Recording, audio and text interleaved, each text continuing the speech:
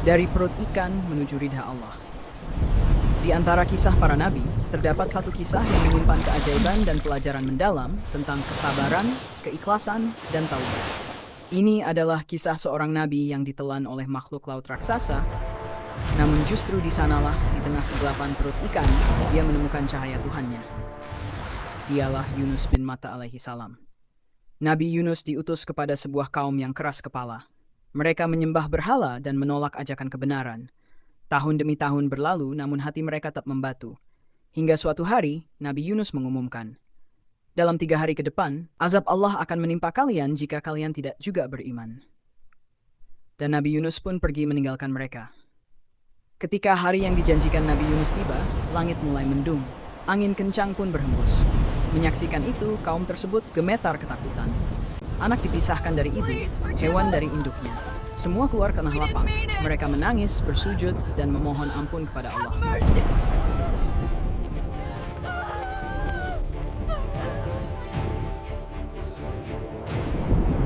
Namun Yunus tidak tahu hal ini, karena ia telah pergi meninggalkan mereka dalam keadaan marah. Di tepi pantai, Nabi Yunus menemukan sebuah perahu yang hendak menyeberangi lautan. Ia pun ikut serta bersama para penumpang lainnya. Setelah perahu berada di tengah laut, tiba-tiba perahu itu berhenti, tidak bisa bergerak. Padahal angin bertiup dan laut mengalir. Semua penumpang pun bingung dengan kejadian itu. Menyadari hal itu, Nabi Yunus berkata, di antara kita ada hamba yang lari dari perintah Tuhannya. Perahu ini takkan bergerak sebelum dia dilemparkan ke laut. Karena para penumpang tidak tahu siapa orang tersebut, mereka pun mengadakan undian. Nama siapapun yang keluar, dialah orangnya. Setelah diundi, alangkah terkejutnya semua penumpang. Ternyata nama yang keluar adalah Nabi Yunus. Karena para penumpang merasa tidak mungkin Nabi Yunus pelakunya, mereka pun mengulang undiannya. Dan ternyata nama yang keluar tetap nama Nabi Yunus. 3 kali diulang, tetap saja namanya yang keluar. Maka Nabi Yunus pun menyadari bahwa dialah orang yang dimaksud. Ia telah lari dari perintah Allah, yaitu meninggalkan kaumnya tanpa izin. Nabi Yunus pun rela, ia melompat ke dalam laut. Saat tubuhnya menyentuh air, tiba-tiba seekor ikan besar atas perintah Allah menelannya. Gelap, sunyi, dingin, kegelapan perut ikan, kegelapan dasar laut, kegelapan malam. Itulah yang dirasakan oleh Nabi Yunus.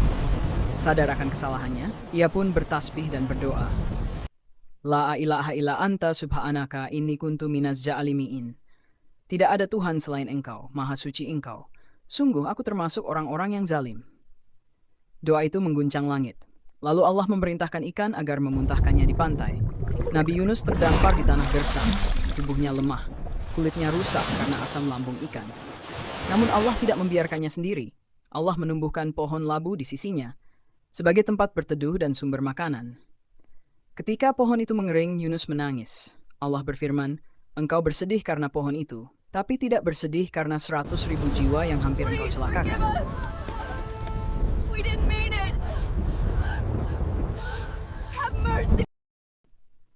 Setelah pulih, Yunus berjalan hingga bertemu seorang penggembala.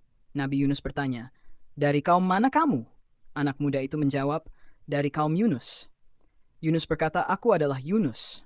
Sampaikan salamku kepada mereka. Namun anak muda itu cerdas. Ia menjawab, siapa yang akan menjadi saksi bahwa engkau benar-benar Yunus? Maka Yunus menunjuk pohon dan dataran, lalu memerintahkan keduanya menjadi saksi. Dengan izin Allah, keduanya menjawab, ya, dia adalah Yunus. Terkejut menyaksikan itu, anak muda itu segera kembali. Ia membawa Nabi Yunus menghadap raja. Sesampainya di istana, ia berkata kepada raja, aku telah bertemu Yunus. Namun raja tak percaya dan hendak menghukumnya karena mengira ia berdusta. Lalu Nabi Yunus berkata, aku punya saksi. Maka dengan izin Allah, pohon dan dataran pun bersaksi bahwa beliau adalah Nabi Yunus. Menyaksikan hal itu, raja pun takjub. Ia berkata, engkau lebih berhak atas tahta ini.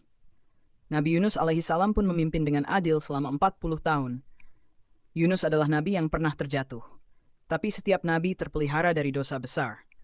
Apa yang terjadi pada Nabi Yunus menjadi pelajaran bagi kita hari ini. Sebanyak apapun dosa dan kesalahan kita, jika kita bertaubat dan berdoa, niscaya Allah akan mengampuni dan mengangkat derajat kita.